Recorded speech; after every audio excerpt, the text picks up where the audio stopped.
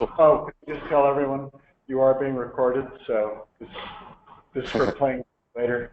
Is that going to be okay? Hi, Aaron. Hi, how are you? Fine, how are you? Doing well, doing well. Just to let everybody know, I do have another meeting at 1:30, but I don't think that we're going to necessarily need to go over an hour anyways.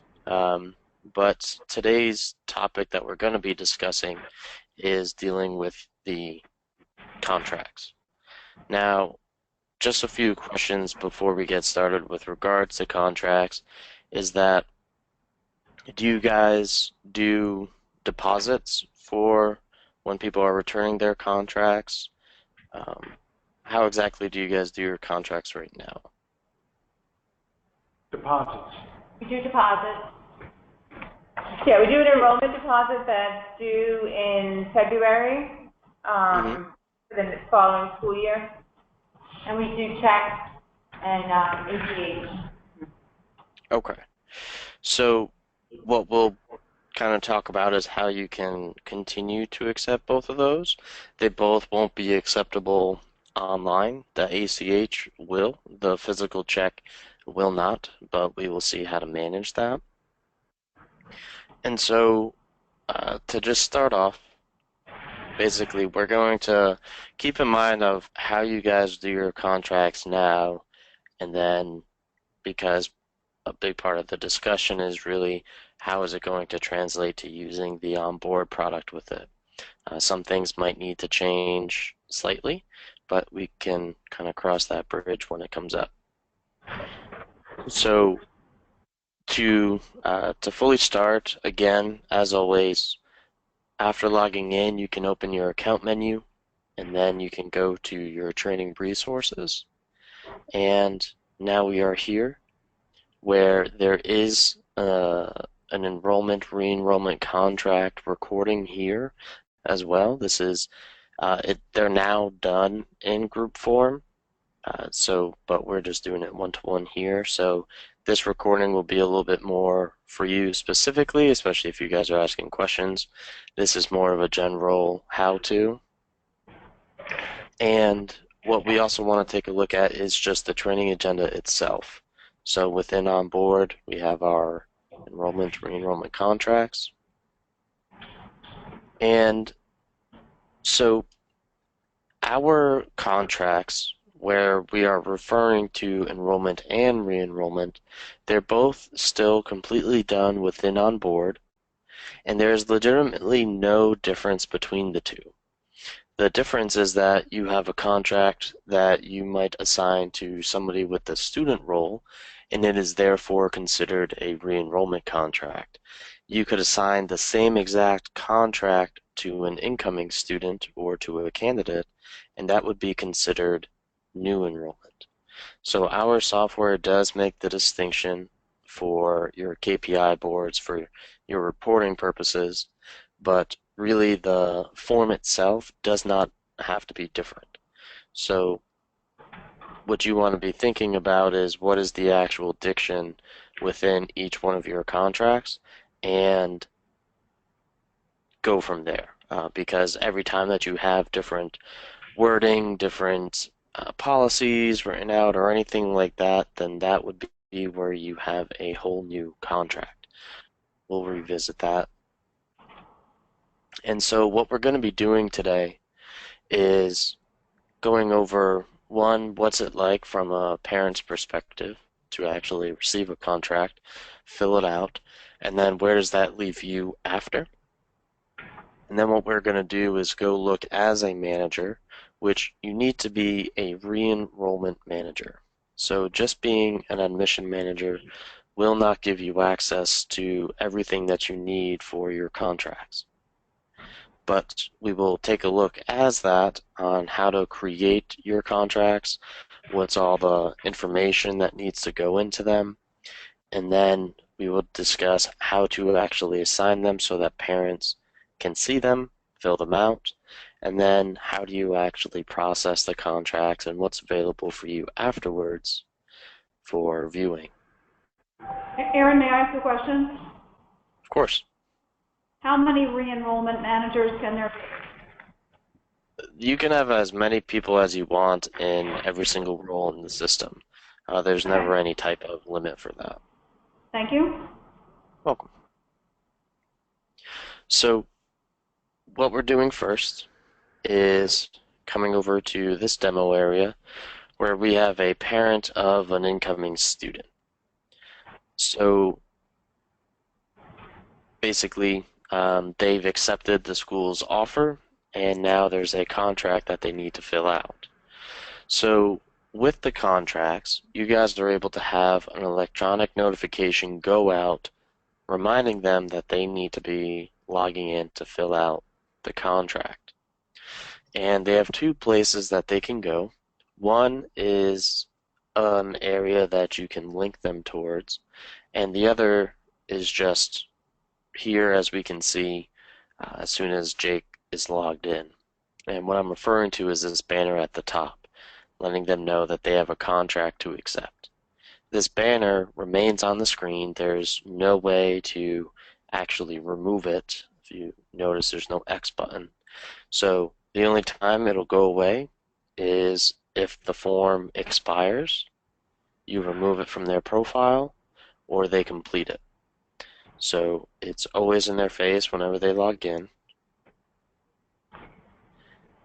And when they click on that, they come to this screen here. The files can also be accessed by opening the account menu and clicking on Files and Forms. This is the screen, the URL, that you are able to link your parents to. Actually, I'll just copy that you can link your parents to so that they can come right here. Maybe you include it in the notification or something, so all they're doing is clicking on a URL and they're right here. So basically what we see here is this contract is due on 9/1. Granted, that is in the past, but I have a continue button. If I have not opened it at all, it would be a blue review button. And once I've actually completed it, as a parent, I can always come back to this exact screen and print off my contract that I signed. But I can only print it as soon as I completely finish it. So I click on continue, and now I'm coming here to this screen. It's just taking a moment to load. And there are some general elements to any one of the contracts that we have. And there are just really basic purposes of using one of these contracts, and we're going to go over all of those. So the first element that I want to point out is this little navigation bar up top. These various pieces are all referred to as sections of the contract. The review, the deposit, and the confirmation are all default in the system, and you cannot remove them. So they are in here no matter what. However, you do have the ability to rename them. The deposit screen is only going to show up when you actually add deposit information for the contract. But we'll see what it looks like once there. Everything to the left of review is created by you. You can have as few as one section, or you can have as many as you want. There's not really a limit, but you obviously will just run out of reasons to make sections. We highly recommend that you have at least a minimum of 2 different sections. The reason being is that the review tab is actually going to show content from all previous sections. So basically, if you have only one, then they're going to be seeing the same exact screen twice. By spreading it out, you're letting people focus on individual content. They'll be more likely to read it all, and then they review everything all together on the review screen. So that's how the contract's broken down, and now let's take a look at some of the individual pieces. This very first one here is meant to show who is this contract for, which leads me to a point of our contracts that there is no way to assign one contract to a family with multiple kids. Each child is going to be receiving their own contract. So this here is it's really reminding the parent this is who you're filling it out for. Then we have an area for your policy text.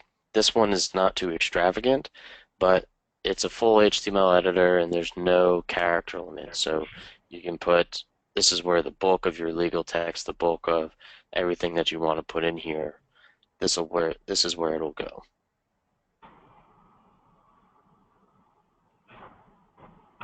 The next big aspect, the next big element of our online contracts is your fee schedule.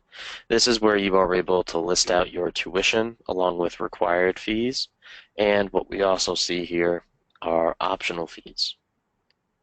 By opting in to these fees, my total expenses increases, which is showing my total amount due.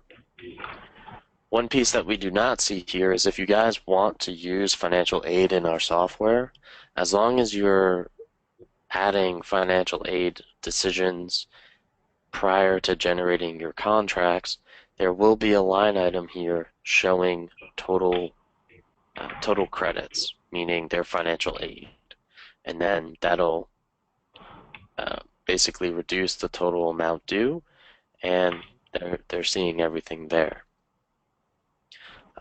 Basically, schools who do not utilize the financial aid in our system, they'll just use text either below or above the fee schedule to kind of let the family know, we'll be letting you know your financial aid information with a final total amount due later on following these contracts. So basically, just to make the parents aware this isn't an actual final amount.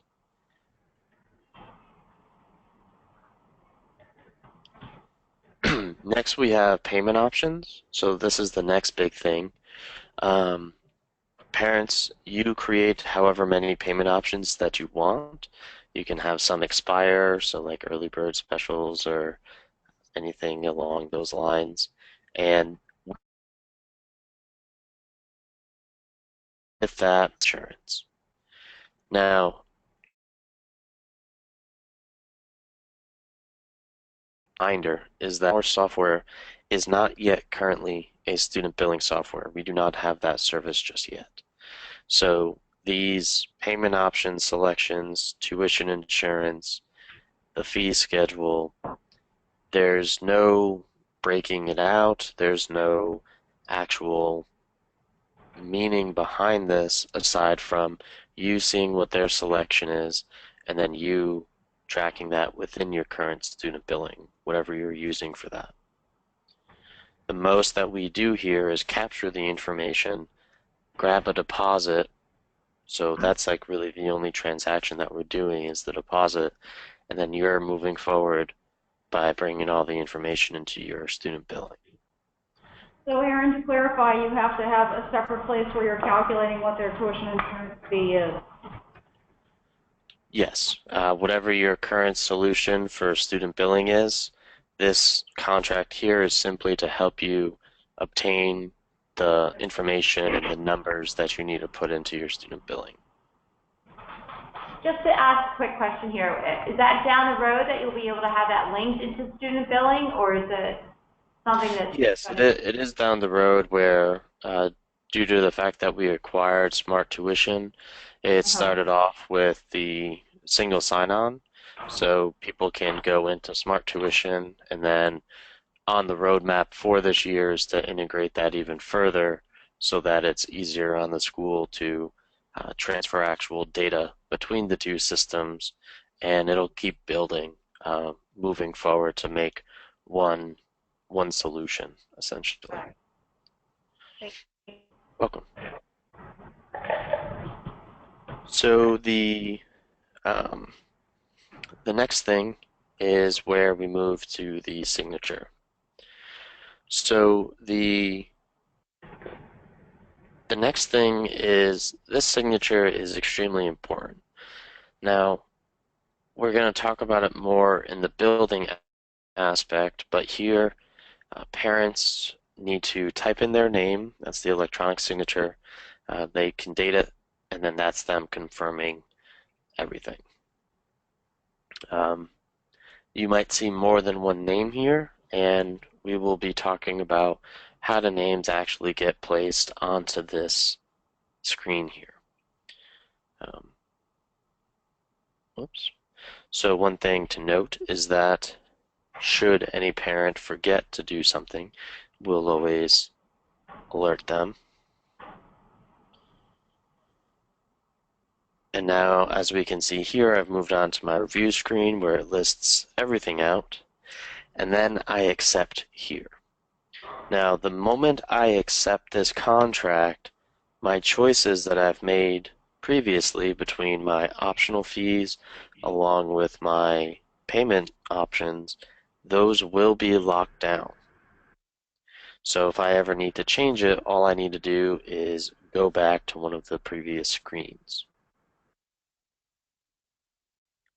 But just for now, I'm going to hit accept. Now, that does not fully submit my contract. My contract is only submitted after the deposit screen is completed.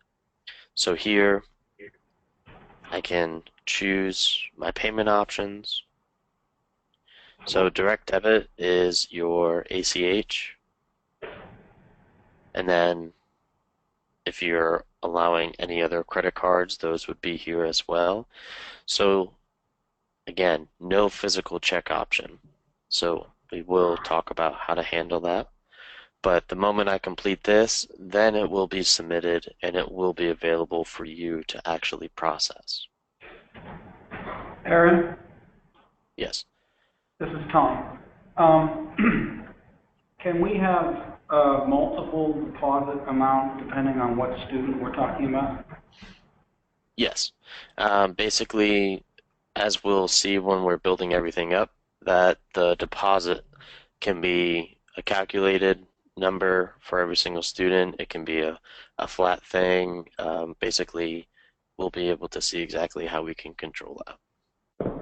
And then Aaron, one other question. So probably 80% of our enrollment agreements require the signature of two parents. Yep. But that actual process is just as simple as typing in the name of the other parent. The other parent doesn't have to be logged in under their own ID in order to do their signature. No. Legally, the parents would need to log in, and that's what actually makes the online signature a legally binding signature. The fact that the only person who can type it in is someone logged in with their username and password. Can I just ask you about the no physical check option you just mentioned? Because a lot of our parents choose to complete the online enrollment agreement and then send in a physical check. Does that mean that they cannot submit the online contract unless they give payment there and then? Yes, but like I was saying, there is a way to work around that, and we're going to be talking about that in a little while.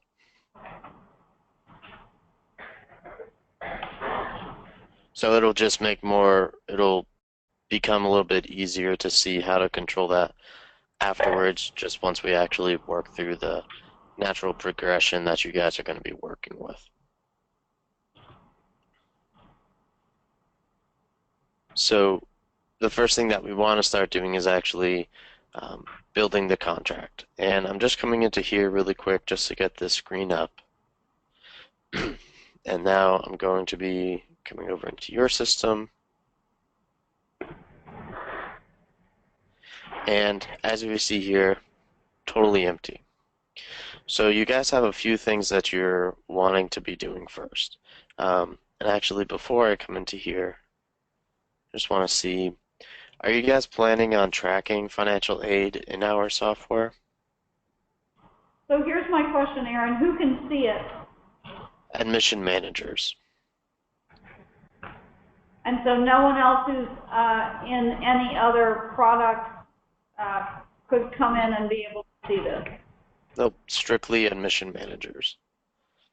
Okay. So probably yes then. Okay.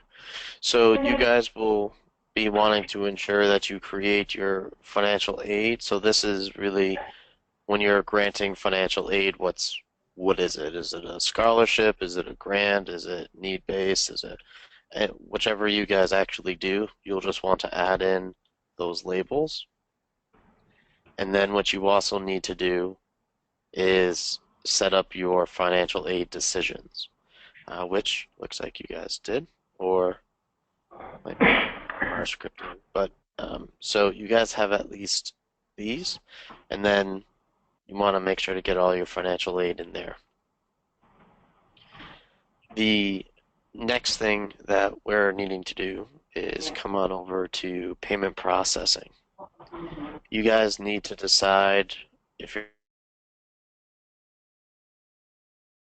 going need to decide on whichever to be using, but payment processing does need to be added in order for you to actually do online payments. And the very extremely important is down under core. You need to ensure that you are entering in your payment service, your Blackbaud payment service information. So core settings payment services, you are going to be inputting your BBPS credentials. Then within onboard, you are going to be entering in your payment gateway credentials.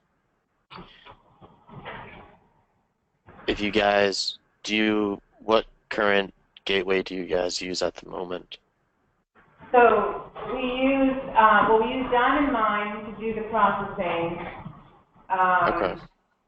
And the gateway is,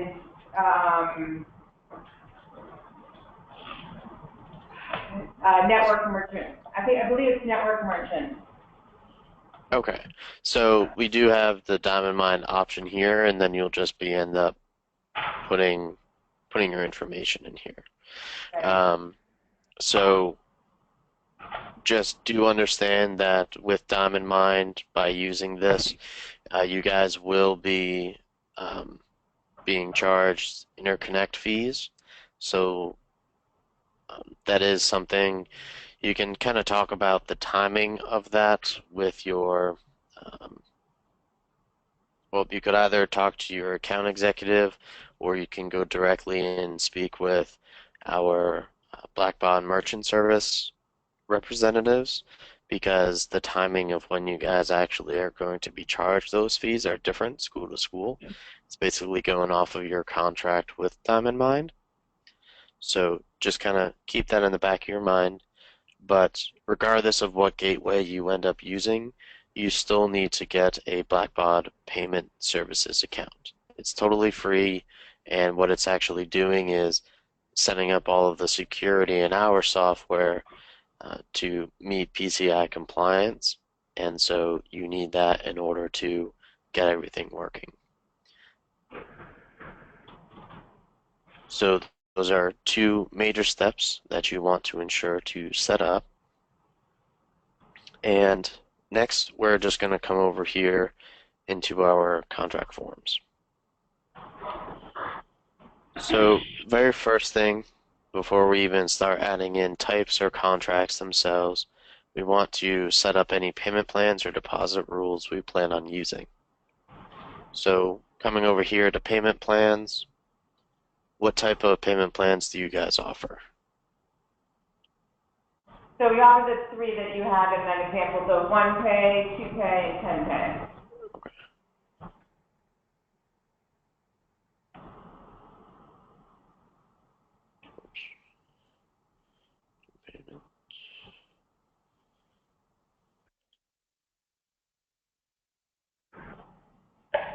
Alright, Claire, I'm just Yes. wondering, are people able to change their choice of payment option as they decide it? For instance, No. they opt to pay and then they decide that they need to pay. So you won't be able to change that on the actual contract itself, unless you want to generate a new contract for them, just due to the legality of that actual contract form. There's no way to go back in and alter it after they've fully submitted it. So that's where you can generate a new form in the system to have it tracked accurately, or you're just making the alteration in your student billing system to update whatever their payment plan is.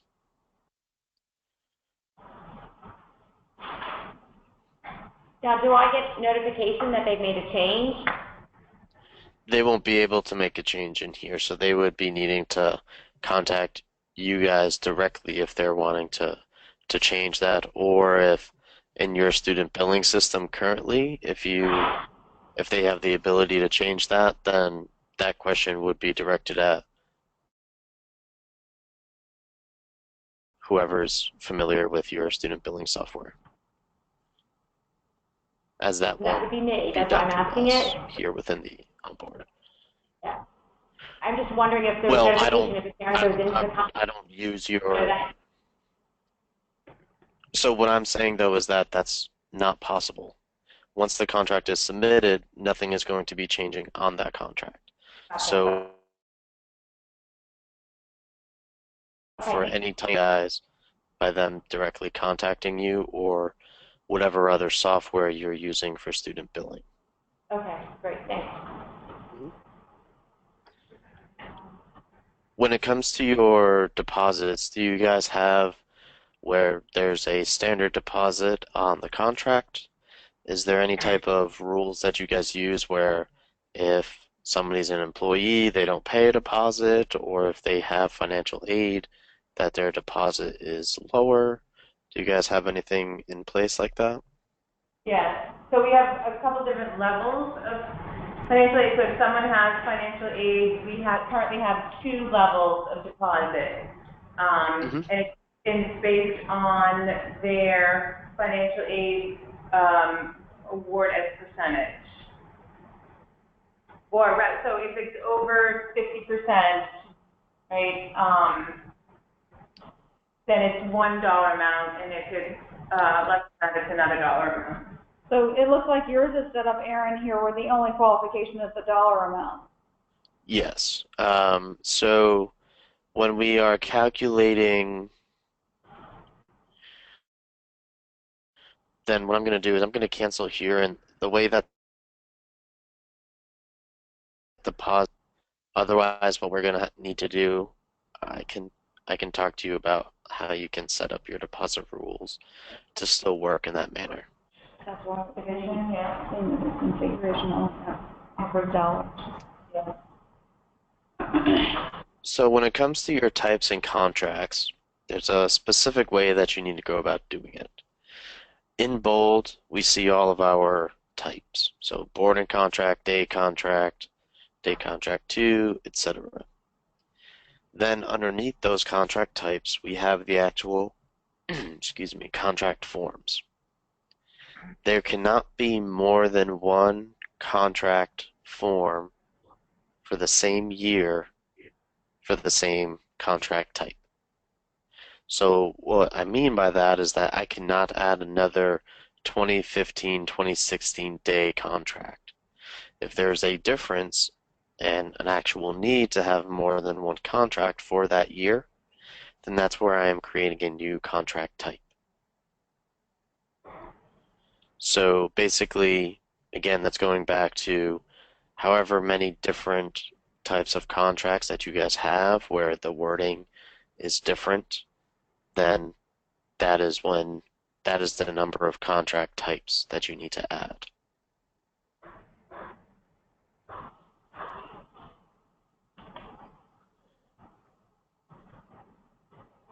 When creating a new type, you give it its name and then you select a category.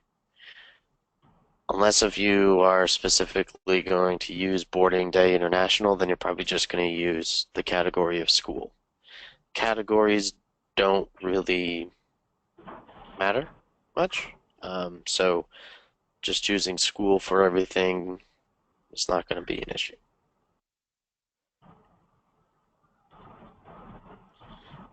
The next thing is where we just simply say we want to add a contract. But there's a few things that we want to do here. The first is we select our type, and then we select our school year. Next, we have a name field here, but it is not actually required. The reason why it's not required is that if you do not enter a name here, then the name of the contract will automatically become your contract type. So it'll be training contract. The reason why it's pretty smart to actually create a new name here is so that when users are going in to actually fill out their contract in the Files and Forms section, the name you give the contract is what will appear here. So either training contract or whatever else I want to name it will be what shows up in the Files and Forms section of the recipients. Aaron, so if we, in our case, where we use percentage as our threshold for the amount of the enrollment deposit, so does that mean that we would have, say, 5 of these different contracts because we have a different tuition for pre-K, K, 1 through 4, 5 through 8, 9 through 12, so 5 different divisions would have $1 amount, and we would kind of do the math, right, of what and put in a dollar amount and have 5 different contracts. Am I understanding that right? Maybe. What we're going to see is that the different dollar amounts for tuitions can all be handled within one contract, and there are some calculations that can be taken into account with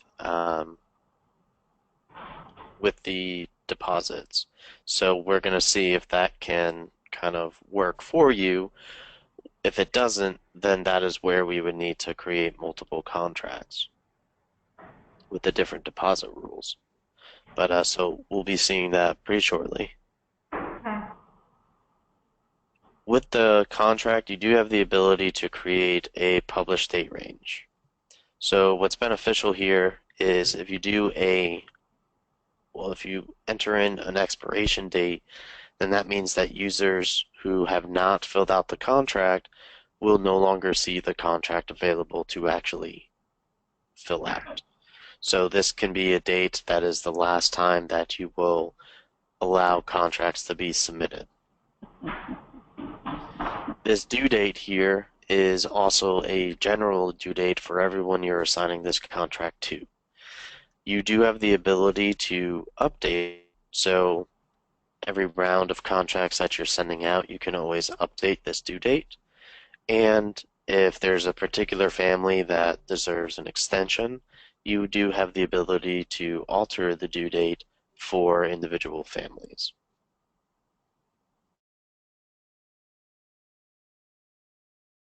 Next month. And lastly, we have the reminder notification.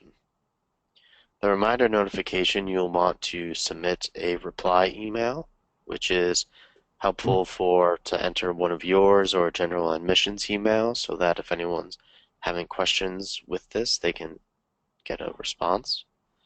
From name, whatever you really want it to be, but it's very basic.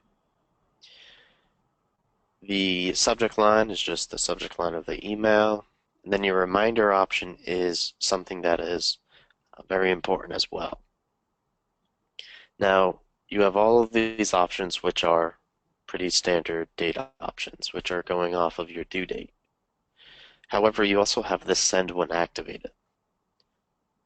The send when activated is meaning when you switch this to active and then you hit save, the reminder is going to go out to any family that has yet to actually submit the contract. This is extremely helpful because what you can do is while contracts are actually out there, you are able to come into here, you can inactivate the status, save it, re-edit, mark it as active, and then force the notification to go out again. So this way, it's basically send whenever I want it to, or on a specific date. And you can, I assume, change the subject line then as well? Yep, Yep, you can enter whatever you wish there. Aaron, does that come out as an official note and an email, or just an email? Just an email, because this is a reminder notification. You're not actually sending or composing it. You have that option, though, if you use WorkList to send out official notes, but this here is going to be an easier way to do it. And then, Aaron, it goes to, as it pertains to the email that's connected to this, it goes to all emails that are loaded for that particular family? It goes to all emails of parents who are on the contract. Thank you. Welcome. And then in the email body, you can make it say whatever you want. But one thing that I was referring to before that would make life easier for your parents as well as you guys by clicking on the following link and then having the actual link in here.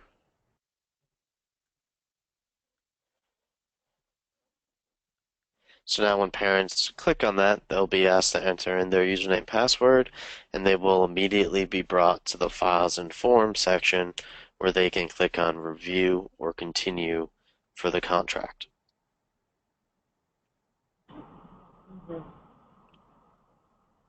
So now what I'm going to do is we can move on to save and edit the form.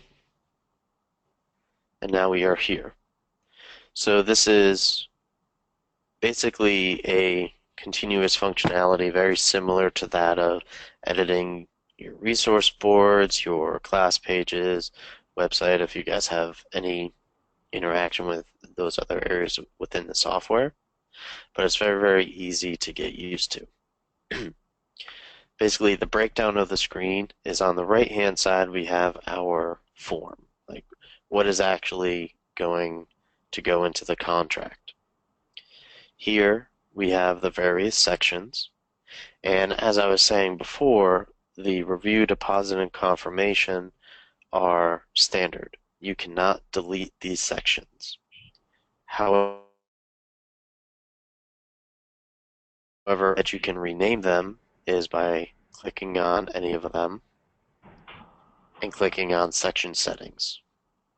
This does allow you to rename the section to be whatever it is that you wish. On this review screen, as we know, it'll show everything from the previous sections. What you can also do is utilize the elements. So over here on the left-hand side shows you everything that you can add to your contract between elements and blocks. Elements can be used as many times as you want, wherever you want them. So for example, if you guys want a banner image or your school logo on every single section of the contract, well, you can go ahead and add those. And all that I did there was just click, and then I drag over to the right-hand side of my section, and I look for that dotted box. That lets me know that I can place it there.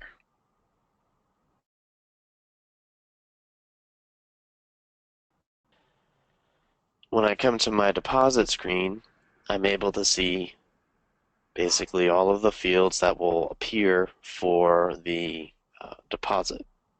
Very similar to the application, some of these items only show when it's time. So for example, the bank account number, routing number, account type, those are only going to show should a user choose direct debit. However, the CCV,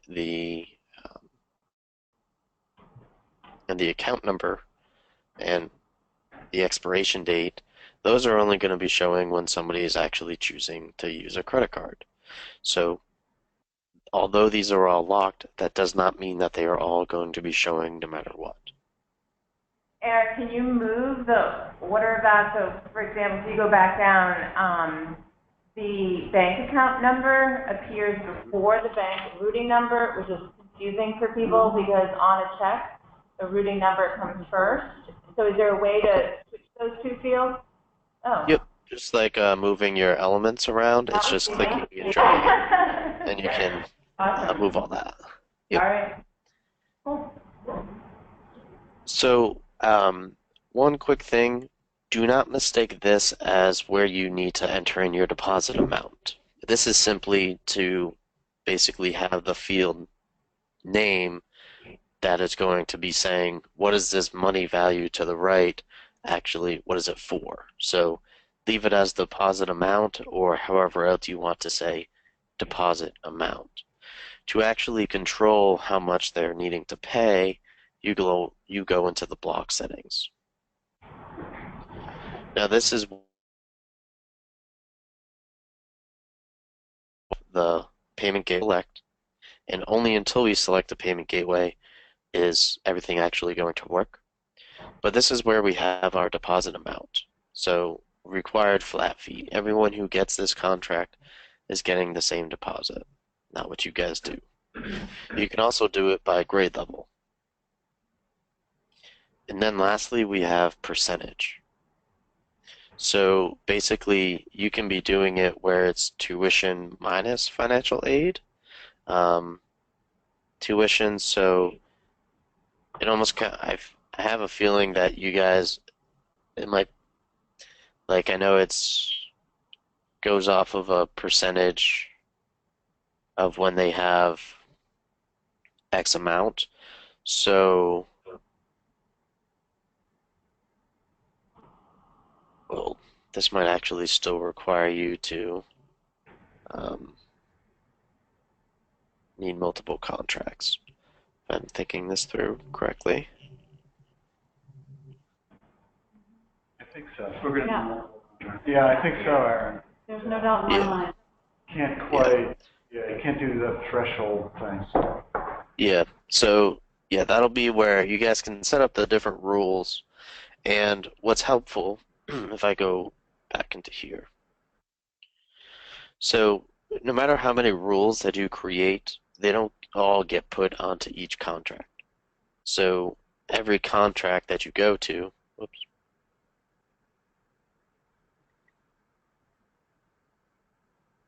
you pick and choose which deposit exceptions you want to utilize for that contract. So that way, when you're doing your various contracts for the different tuition amounts, where then you're kind of doing some math to understand what is 50% or etc. of the tuition amount for these grade levels, then you can then apply the deposit exception for the respective contract. Aaron, it looks like that's actually what we're looking for there. Yes, this here is what we were talking about before, but we do it by dollar amount instead of the percentage that you guys actually really need.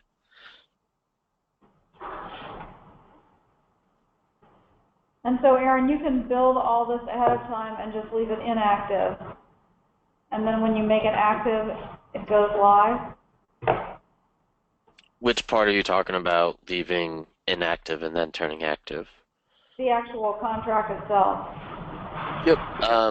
I mean, leaving it active is not gonna do anything. It's a very specific process to make parents be able to see anything. You still have to assign it to them and also generate it for them for anyone to ever see a contract. So you don't even need to leave them as inactive. Marking one as inactive just means you have no hope of assigning it to a particular candidate or student. So that's the reason why you would ever mark one as inactive. Okay. Aaron, it's Claire. Can I just ask, because our financial aid awards are almost, every single one is different, and we may have up to 150 different values of financial aid awards, how do we add all of that information? How easy is it to import all of that information into these contracts at once? Or do we have to go into each individual contract to update it? To update which part of information? Seems like you're just a little far away. It's, Yeah. He can't hear you while I'm talking to this. Yeah, come up to this mic. I was just saying that all of our financial aid contracts are different. We have about 150 different levels of award. Some are obviously similar. How easy is it to import all of that information at once, or do we need to individually update each contract? Gotcha. In terms of applying the financial aid, I mean, you guys can do that by basically going through the bulk complete item option through like checklist, sort of, and you can choose, all right, all these kids need to get this financial aid, and doing it that way. There's no kind of CSV or Excel import of financial aid and placing that onto candidates. So it is a matter of utilizing that full complete process to really make it easier instead of just going to every single kid's profile. And then that automatically goes into the contract. As long as you've marked financial aid as being granted, then that will automatically show up in the contract to deduct from the total amount due. So you don't need to create different contracts based off of the different amounts of financial aid you're awarding. Really what it seems that you guys need to create different types of contracts for is the different types of deposits for when your financial aid is exceeding a particular amount. Does that answer your question? Yeah, I'm just trying to get my head around it, but Okay. yeah. Okay. So the last kind of standard one, this says this here by default on the confirmation. I'm just removing that because it actually doesn't make any sense. So what you do here is thank you for your time. You can direct people to basically their next steps, whatever it is you want them to really know. You can kind of just put in here, whatever it is that you want to say. So then what we need to do is add our different sections so that we can actually add the other information that is within our blocks. So for example, I'm just going to do a couple basic sections. Fees.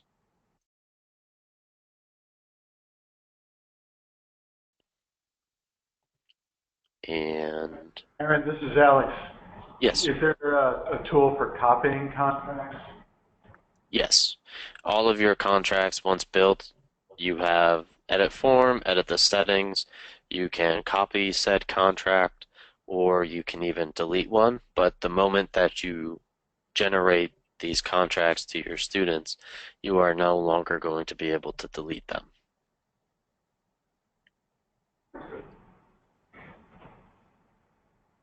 So, like I was saying before, all of your elements are able to be used as many different times as you wish. However, your blocks are only able to be used one time per block. So to start just going through them, your student, this is that bit of information like I was saying before, as this is to tell the parent which child of yours is this contract for. So you decide which information is visible by default. First name, last name, date of birth, and entering year are all locked because those are, if you're going to show information, those are the ones that would make this contract binding and legal. And what you would probably also be putting here is the policy text. So again, this is an HTML box that accepts whatever you want to be entering into here, and there's no character limit. So you can, this is basically where the bulk of all of your legal text is and where it should go.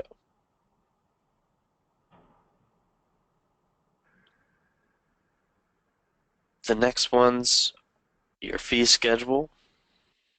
As we see here, we got tuition, required fees, optional fees, and whether or not we want to show financial aid. So for you guys, you would be saying yes.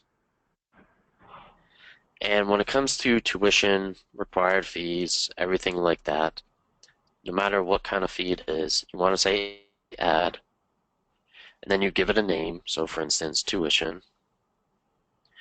You give it an amount. So I'm just going to put in just a number, and then you select which grades are this for. So for example, if I just enter in the high school and hit save, we see tuition, 12,000, grades 9 through 12. What I can also do is come right back into here and say,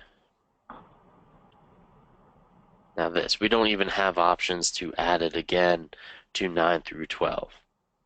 So we can keep renaming this the same exact name for the different grades, because when a parent logs in and goes to fill out the contract, they're only going to see the tuition amount or the required fee or the optional fee that is for their child's grade level. So they won't see everything else, and then that's why you can basically name these the same exact thing. But it also is where if you have two ninth graders who have different tuition amounts, you're going to be needing to, well, if that's like a commonality, then you would need to have two separate contracts, because you cannot have two different fee amounts for the same exact grade in here, at least with regards to tuition. Required fees is very similar as well, but you can reuse grade levels here. So you're putting in all of the fees, and then the financial aid will show up as a credit amount, but that is looking at the child's profile to see if any financial aid has been granted to them just yet.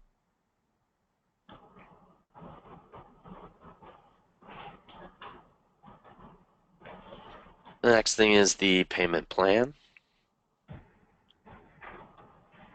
So within here, we created our payment plans, but they're not showing up, and that's why we need to click on select, and then we are simply just selecting which payment plans that we want to have.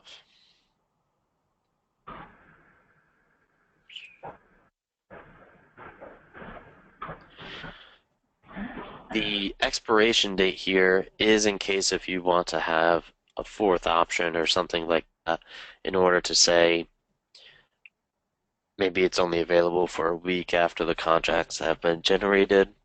You're having it a percentage off or something like that, just because maybe they're paying it all at once and early.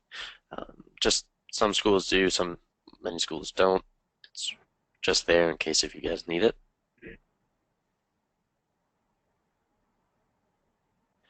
And before we get to the signature, I want to talk about this special consideration box.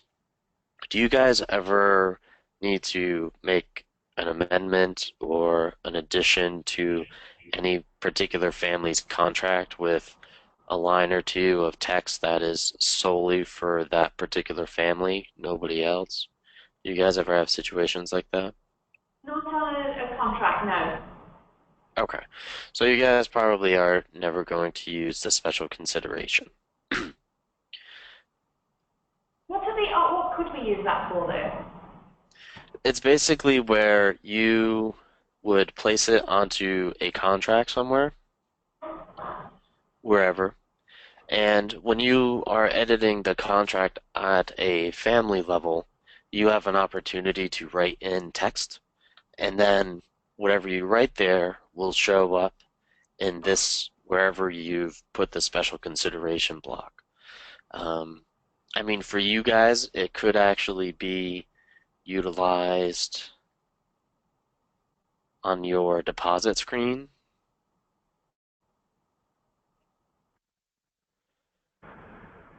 Well, actually, no, you can't put it there. On the signature screen, rather, where you have the signature block along with special consideration.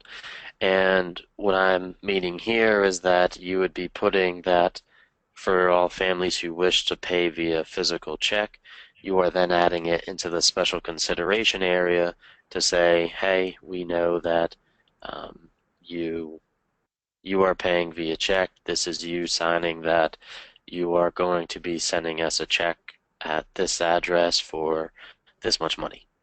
And so that it's just there. That would be very relevant to us. And so that would be the only way that we could have them indicate on that online contract that that's what they were going to do. There is no other... they're not indicating. The text is created by you when you edit a family's contract. Okay, but what I'm saying is that that is the only place we can ask or remind them that they're going to send a physical check. Yes. And what do we do then to make sure that that is allowable in the contract? Because earlier on we were talking about how that is not, they can't submit the contract without payment. Mm-hmm. So the process, before we move right into that, I just want to finish the creation of this, because then we're going to talk about special consideration, deposits, all that when we actually assign it to a candidate. Can I ask a quick question about special consideration? It occurs to me that you might put academic hold information in there. Like, School attorney, every time you did that, because it's a legal document that's considered at that level, so you would have to have a separate letter. So you might indicate that there is a letter that indicates an agreement regarding the re-enrollment, but you wouldn't actually put it in there. gotcha. Because you'd have to have the attorney look at every one. So the thing with this signature block is that we see all signatures required. That does not mean we need 2 signatures. That means all signatures, meaning any single parent that shows up on the contract is required to sign their name. If we go into the block settings, we do have the ability to switch it to only 1 signature. Now, the importance of this is that if I go to a candidate's record, look at the contact card, and I'm looking at the relationships here, anybody who has both parental access and list as parent is going to have their name on the contract. So what that means is if a parent in the application phase lists 2 households, 2 parents in each one, giving the child a grand total of 4 parents, unless if you alter these tags here, all 4 names are going to be on the contract and all 4 names are going to be required to sign. But the biological parents probably are not going to want that. So what you guys need to understand is the way to control which names are showing up on a contract is merely you managing that child's relationships. So all that you need to do is go into Manage and then uncheck List as Parent. Or you can uncheck Parental Access. Basically, their name is on the contract because both are selected.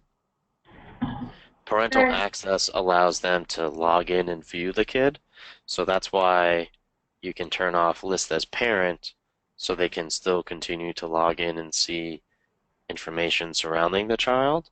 Or if they don't really need that, then you can leave List as Parent. It doesn't really matter, but that's how you control who's on the contract.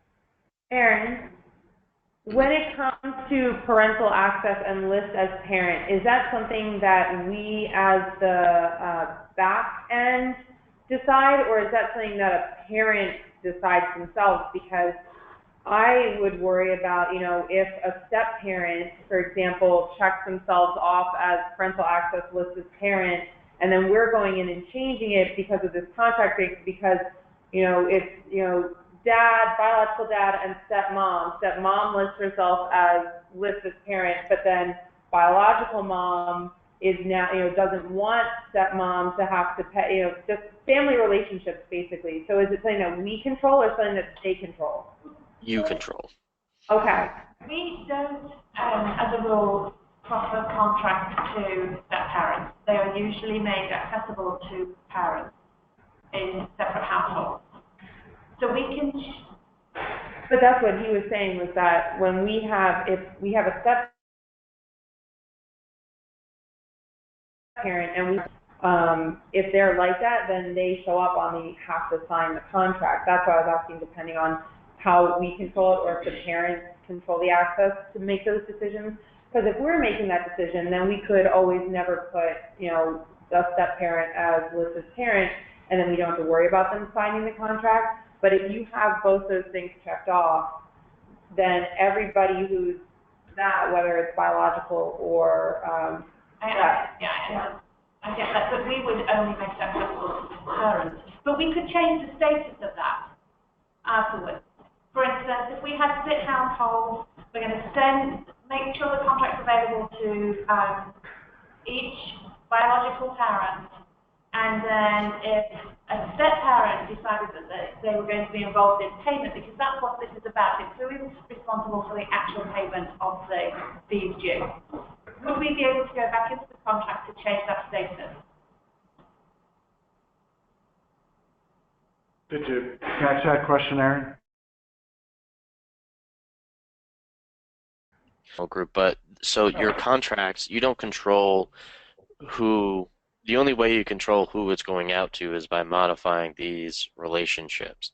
When you assign a contract to a candidate, it is automatically going out and being visible to anyone who has parental access and lists as parent turned on. So there's no, we only send to mom, dad, not stepmom, stepdad. It's we're sending to everyone with parental access and list as parent. So if we required all signatures and we were having trouble getting consent from a step parent, and the biological parents were responsible for payment, and they were saying, look, we want to go ahead, we could uncheck that list as parent. Yes. Yep. Because we're not changing the contract, we're changing the relationship. I understand. Yes. Tricky, but could do it. Yeah, and that's the workaround that all schools will go through to ensure that whoever is legally supposed to be on the contract is there, and they get the signatures and the deposit. I do only have just a couple minutes because I did have a meeting that started at 1:30, so I'm just going to run through a couple important things really quick, and you can certainly schedule another phone call with me, another hour if you want, to finish up and then talk about other questions. You guys will want to start kind of composing your contracts. But what I want to show you is the act of actually, so what I was saying before is that getting a parent to actually see a contract online isn't relative to whether or not a contract is active or inactive. There's two very important steps that you need to complete. The first step can be done one of two ways, and it is assigning contracts. You can assign contracts individually by going to a child's onboard profile, going to the contract tab, and simply saying add new. All that you need to do here is select a contract type, select the school year, and then hit save. That's all you have to do. When also coming back to a contract that you've previously assigned, we see here that contract was returned. I can print it off. I can have that printed. Even if it wasn't returned after I generate it, which is the second step, I can print that off because maybe they're in the office and they just want to physically sign it and hand it in, whatever the case may be. If I go into another candidate like Penelope that we were looking at, If I go into their contract, it has yet to be submitted. This is where I have my ability to now say, you do not have to pay an online deposit. That's what this number is an online deposit.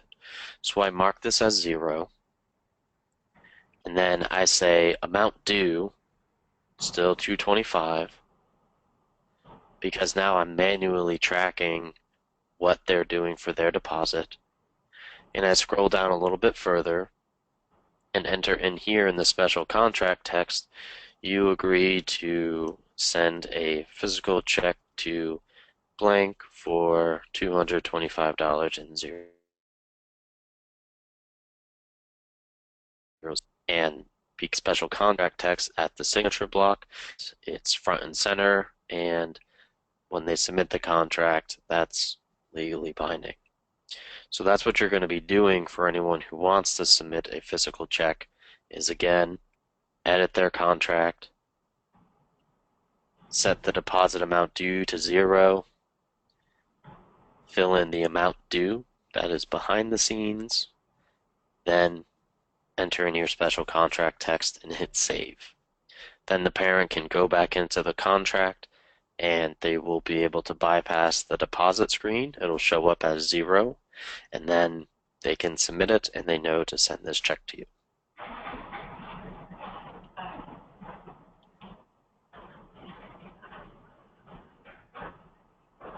So once all the contracts are assigned, which also, sorry, again, you can go to Process Manage Contracts, and then once on this screen you can go to Record Contracts, and this process, which you just follow the steps, this allows you to assign contracts in bulk. Again, it's only assigning, but this is how you can do it to a massive group of users. The next thing that you need to do is actually go back to your contract form. So after you've done all the assigning, you go back to the form and then you hit Generate Contracts. This is going to give you a list of all of the students or candidates that you have now assigned it to and that it will be generated for once you click on Generate. And once you click on Generate, that is when parents are going to be able to log in to view their contracts. Of course, going back to the original settings of the contract, you have a publish date there. So just as long as it is a date that has been reached, if you're entering that, and generated, that's what allows parents to be able to see them.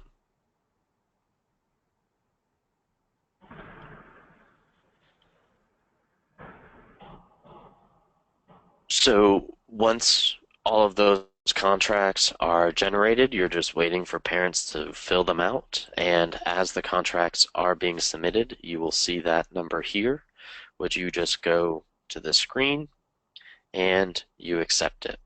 What we see here is what plan did they choose, whether or not they wanted insurance, how much of a deposit did they pay, and who actually signed the contract. We have the ability to print them off if we want a physical copy, and then, but we also did see we can do that from the profile afterwards, and we just hit accept, which is equivalent to processing. So I know we covered that last part pretty quick, but again, I wanted you guys to schedule another time with me early next week to kind of talk about this more, and then we can kind of make sure that you guys are getting your contracts set up the way that you need them to be. But before we depart here today, are there any immediate questions? I just have one quick question, Aaron and Claire. Is a family able to pay once for multiple students, or do they have to pay individually each time? It would be, so you have the opportunity to give them the option, but really the option is where if they want to pay one lump sum and you want to allow that, what you're going to end up doing is how I showed you how to remove the deposit amount due for those paying by check, you're going to do the same exact thing for somebody who wants to do a lump sum. And what you're going to do is remove it. So let's say they have 3 kids. You're going to remove the deposit from 2 out of the 3 kids and manually add it to the deposit screen for the 3rd child so that they can make 1 payment there. Actually, what I meant was, you know, for people with 3 children, can they just submit their payment information once for the 3 children, or do they need to do it individually at the end of each contract? So that was what I was just saying, is if you want them to only have to submit it once, you remove the deposits from 2 out of the 3 children and add it to the 3rd. Okay. Do you mean for credit card information? Yeah. Oh. You don't have Because we do not allow storing of credit card information. That's why they're not sending you their card information, they're making a payment. So if you only want them to submit it once, you need to make the 1 payment be equivalent to 3 deposits.